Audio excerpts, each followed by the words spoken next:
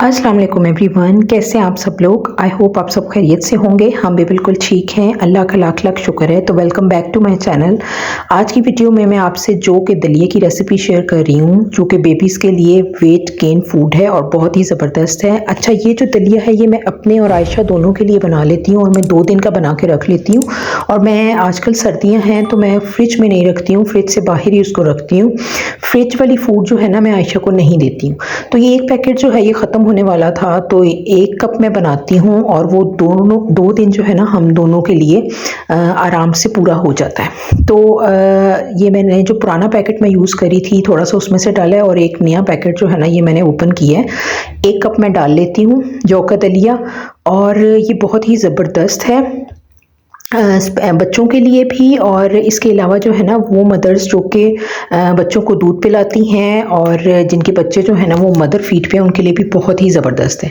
अच्छा, इसके अंदर ना मैं ये थोड़ी सी किशमिश भी डाल लेती हूँ। किशमिश भी वेट गेन फूड है बच्चों के लिए, नट्स में से है और बहुत ही ज़बरदस्त है। इसके भी बहुत ज़्यादा फ़ायदे हैं। तो थोड़ी सी किशमिश भी मैं डाल लेती हूँ, लेकिन ये जब मैं डालती हूँ तो मैं भी आपको बताऊंगी, आपसे शेयर करूंगी कि ये मैंने किस टाइम डालना है। अच्छा, कुकर के अंदर मैं बनाती हूँ क्योंकि कुकर के अंदर ही ना ये अच्छी तरीके से गल जाता है और गला होना जो है ना बहुत ज़्यादा ज़रूरी है। अच्छा, और मैं आयशा के लिए बनाती हूँ तो मैं आयशा के लिए ना दूसरा ऑयल या दूसरा घी यूज़ नहीं करती हूँ, देसी घी यूज़ करती हूँ। ये वही देसी घी है जिसकी रेसिपी जो है ना मैंने आपसे लास्ट वीडियो में शेयर की थी।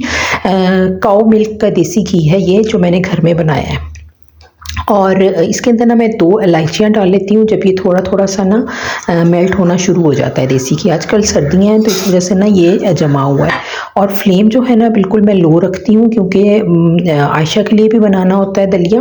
तो ना दलिए को ब्राउन नहीं करना, अगर ये ब्राउन हो जाएगा ना तो फिर ये सही से गलेगा नहीं। बस हमने इसको इतना सा रोस्ट करना है लो फ्लेम पे कि इसकी ना एक अच्छी सी खुशबू आना शुरू हो जाए और वो आपको आइडिया हो जाएगा देसी घी की और ना दलिए की खुशबू आना शुरू हो जाएगी। बस जब दलिए की खुशबू आना शुरू हो जाए ना तो मैं आपको दिखाती हूँ। उसके अंदर ना हमने पानी डाल देना है। अब पानी ना मैंने 1 कप जौ का दलिया लिया है तो इसके अंदर मैं 3 जो है ना ये बॉल भर के पानी के डाल दूँ, क्योंकि पानी ज़्यादा होना चाहिए ताकि ये अच्छे तरीके से गल जाए। अच्छा, ये बहुत ज़्यादा ज़रूरी है कि जैसे ही आप पानी डालेंगे ना इसको बॉयल आना शुरू होगा तो इसके ऊपर इसकी छाछ और ये तिनके से ना आना शुरू हो जाएंगे। इनको निकालना बहुत ज़्यादा ज़रूरी है क्योंकि ये ना गलते नहीं हैं और ये फिर मुंह में आते रहते हैं और फिर बच्चा तो इनको डाइजेस्ट नहीं कर सकता और खा भी नहीं सकता, तो उसके भी मुंह में आते हैं और गले में फंसते हैं। तो इनको निकालना ना इस तरह बहुत ज़्यादा ज़रूरी है। चाय पोनी की मदद से ना आप ऊपर से इसको जब हिलाते जाएंगे ना तो ये ऊपर आ जाएंगे और चाय पोनी की मदद से आपने इस तरह निकाल लेने हैं। अब प्रेशर कुकर लगाने से पहले ना मैंने इसके अंदर किशमिश धो के इसके अंदर किशमिश डाल दी है। अब मैं इसके ऊपर ना प्रेशर लगा दूंगी और तकरीबन 8 से 10 मिनट ना मैं इसको प्रेशर के अंदर ही रहने दूंगी। पहले तो 2-3 मिनट मैं फ्लेम बिल्कुल हाई रखूंगी, जब इसकी जो है ना प्रेशर बन जाएगा तो फिर मैं फ्लेम लो कर दूंगी। जब तक दलिया बन रहा था तो मीनवाइल ना मैंने ये स्लैब्स वगैरह साफ़ कर ली। ये ना बहुत ही ज़बरदस्त एक हैक है जो आजकल आया हुआ है, ये वाइपर ना ये बहुत ज़बरदस्त है। अच्छा, दलिया जो है वो गल चुका है 10 मिनट में, तो 10 मिनट में ना मैं अभी आपको दिखाती हूँ कि इसकी ना पहचान ये है कि इसमें पानी ऊपर बिल्कुल नहीं होगा, थोड़ा सा दलिया नीचे लगेगा और ना दलिए की गल जाने की पहचान ये कि इसके अंदर ना लेस सा बन जाएगा।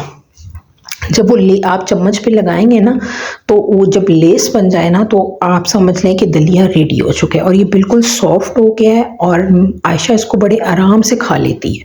और मैं और आयशा दोनों इसको जो है ना 2 दिन आराम से खा लेते हैं क्योंकि आयशा जो है वो मदर फीड पे है, तो मेरे लिए भी जो है ना ये दलिया बहुत ज़्यादा ज़बरदस्त है। तो मैं इसको एक बॉल में निकाल के कवर करके साइड पे रख लेती हूँ। और उसके बाद ना मैंने आयशा को शावर देना था, तो पहले मैंने आयशा को शावर दिया है, उसका मसाज वगैरह किया है। सर्दियों में मैं आयशा को ना 2 दिन के बाद या एवरी अदर डे ना मैं आयशा का मसाज करके और फिर उसको शावर देती हूँ। तो आज मैंने उसका मसाज करना था। यहाँ दलिया बनाने के बाद ना मैंने आयशा का मसाज किया है और उसको ना शावर दिया है और उसके बाद ना मैं आयशा को खिलाऊँगी। अच्छा, ये दलिया जो है ना, ये बच्चों के लिए वेट गेन फूड भी है, बच्चों की हड्डियों के लिए भी बहुत ही अच्छा होता है। और इस टाइम पे जब बच्चा 8 टू 9 मंथ्स में हो ना, तो उसकी ग्रोथ के लिए बहुत ज़बरदस्त है, क्योंकि इस टाइम पे बच्चा चलना और खड़ा होना सीखता है, तो उसके लिए बहुत ही अच्छा है और इसके बहुत ही ज़्यादा ना फ़ायदे होते हैं। अच्छा, ये दलिया जो है ना, ये आप बच्चे को 6 मंथ में से स्टार्ट करवा सकते हैं और अप टू 2 इयर्स तक, तो जब तक भी आप देना चाहें, बड़े भी खा सकते हैं, बच्चे भी खा सकते हैं, जब तक आप देना चाहें आप दे सकते हैं। 6 मंथ में आप अगर एक मरतबा दे के देखें, अगर बच्चा डाइजेस्ट कर लेता है तो ठीक है। आयशा चूँकि 10 मंथ्स में हो गई है, मैंने इसको ना 7 मंथ से ना ये स्टार्ट करवाया था और इसने आराम से डाइजेस्ट किया है और ये ना सूजी से ज़्यादा शौक से ये दलिया खा लेती है। और मैं वैसे भी ना इसको बदल बदल के देती रहती हूँ, ताकि ना इसका टेस्ट भी डेवलप रहे और एक चीज़ से ना ये उकता ना जाए, क्योंकि बच्चा एक ही चीज़ खा के ना उकता जाता है। हम बड़े भी एक ही चीज़ अगर हम 3 टाइम खाते रहे ना, तो हम भी तंग आ जाते हैं, तो इस तरह बच्चा भी तंग आ जाता है। इसलिए उसको ना, इसको भी ना आयशा को मैं ऑल्टरनेट डेज़ में या ऑल्टरनेट टाइम्स में मैं देती हूँ। अच्छा, तो यही थी जी दलिये की रेसिपी, होपफुली आपको पसंद आई होगी। अच्छा, अब मैं आपसे शेयर कर रही हूँ मेथी के पराठे की रेसिपी। ये बहुत ज़बरदस्त है। मेथी इस टाइम पे आई हुई है सर्दियों में, तो ये मैंने काट के ना फ्रेश मेथी और उसको मैंने धो के और इस तरह छलनी में डाल के रखी हुई है। एक मीडियम साइज़ का प्याज लेके मैंने उसे ना चॉपर में चॉप कर लिया, मैनुअल चॉपर में। आप चाहें तो आप वैसे भी छुरी से ना बिल्कुल बारीक बारीक इसको काट सकते हैं। इसके बाद ना मैंने थोड़ा सा आटा ले लिया, तकरीबन 3 कप आटा होगा, और उसके अंदर 2 मुट्ठी जो है ना वो मैंने बेसन की डाली है। ठीक है, आप हाथ से डाल सकते हैं, बस इसमें कोई ना मेजरमेंट नहीं है। थोड़ा सा ना आपने 3 कप मैंने आटा लिया, तो इसमें 2 या 1.5 जो है ना वो आप डाल लें बेसन की। और इसको फिर मैंने मिक्स कर लिया है और इसके अंदर अब मैंने ना डाला है 1 टेबल स्पून से थोड़ा सा कम कर लें, 1/2 टेबल स्पून जो है ना मैंने नमक का डाला है, और थोड़ी सी मैंने इसके अंदर ना रेड चिली डाली है। और इसके बाद ना जो मैंने खुशक धनिया मैंने थोड़ा सा लिया था 1 टेबल स्पून, वो खुशक धनिया को मैंने मोटा मोटा कूटा है और खुशक धनिया मैंने इसके अंदर डाल दिया। और इसके बाद जो मैंने प्याज चॉप करके बिल्कुल बारीक रखा था ना, वो डाल दिया। और डाल के और उसके बाद जो मैंने मेथी धो के रखी हुई है, मेथी आप डाल लें, 2 मुट्ठियाँ डाल लें, और या आप ज़्यादा डालना चाहें तो थोड़ी सी ज़्यादा डाल लें।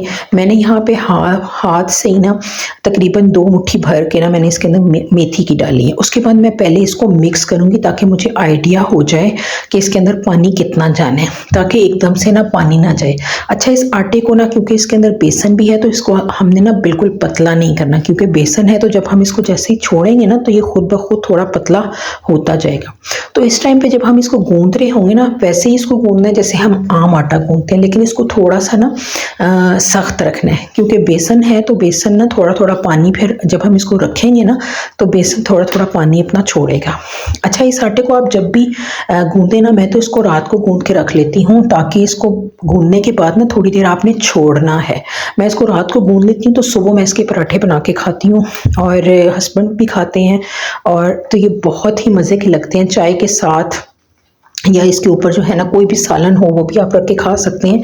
वैसे ये चाय के साथ भी बहुत ही मज़े के लगते हैं। और मेथी आजकल आई हुई है, मेथी के बहुत ज़्यादा बेनिफिट्स हैं, खांसी में, जोड़ों के दर्द में, मेथी बहुत ही ज़्यादा बेनिफिशियल है। और वो बच्चे जिनकी हाइट नहीं बढ़ती है, बच्चों की ग्रोथ के लिए भी मेथी जो है ना बहुत ज़्यादा फ़ायदेमंद है।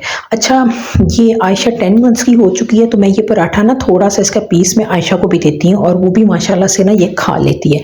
तो अगर आपका बच्चा जो है ना वो 10 मंथ्स का है या 10 मंथ से ऑनवर्ड है, तो आप उसको ये पराठा दे सकते हैं। इंशाल्लाह बच्चा जो है ना ये इस पराठे को डाइजेस्ट कर लेगा। तो इसके अंदर ना सारी चीज़ें जितनी भी मैंने डाली है ना, वो सभी बहुत ही ज़्यादा अच्छी हाइजेनिक हैं। तो इस तरह मैंने आटा को गूंद लिया, और गूंदने के बाद ना मैं इसको एक बोल में डाल के और कवर करके ना फ्रिज के अंदर रख दूँगी। और सुबह जो है ना मैं इसके पराठे बनाऊँगी। ऊपर से मैं थोड़ा सा पानी लगा देती हूँ, ताकि ना ऊपर जो उसकी लेयर सी आ जाती है ना, वो ना आए। और सुबह जो है मैंने नाश्ते में इसके पराठे बनाए जो कि बहुत ही मज़े के बने और बहुत अच्छे लगते हैं। अब जिस तरह आप पराठा बनाते हैं ना, बस उसी तरह नॉर्मल तरीके से पराठा बना लें। मैं जो हूँ वो ये ट्रायंगल वाला पराठा बनाती हूँ, आपने मेरी लास्ट वीडियोस में देखा होगा। तो बस इस तरह मैंने पराठा बना लिया है और ये पराठा ना बहुत मज़े का बनता है। इसको अगर आप चाय के साथ ना भी खाएं ना, वैसे भी अगर आप खाएं तो ये बहुत ज़्यादा सॉफ्ट होता है और बहुत मज़े का लगता है और ना इसके बेनिफिट्स भी बहुत ज़्यादा है। तो बस इस तरह मैंने ये ना पराठा बना लिया। तो नाश्ते में हमने आज यही पराठे खाए थे और एंड में ना मैं आपसे आयशा का एक क्लिप शेयर कर रही हूँ। बच्चे इस तरह हंसते हुए और खेलते हुए ना माशाल्लाह बहुत बहुत अच्छे लगते हैं।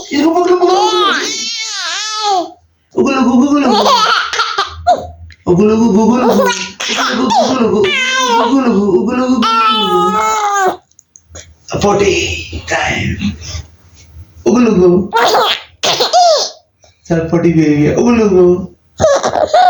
है